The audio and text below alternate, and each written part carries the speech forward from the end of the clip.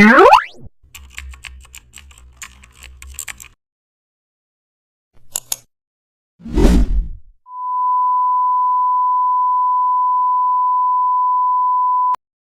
back to the channel, and don't forget to like, share and subscribe for more updates.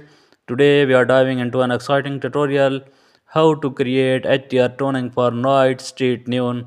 Open your night street photo filled with neon lights, then duplicate the layer for non-destructive editing. Go to the image, then select adjustments and also select HDR toning. Choose the preset to set the light and increase edge glow to intensify neon reflections. Lower gamma so the background becomes deeper, and also increase detail for crisp textures on roads and signs. Boost exposure slightly for face visible. Raise vibrance to make neon color explore. Reduce saturation for balance and readjust highlights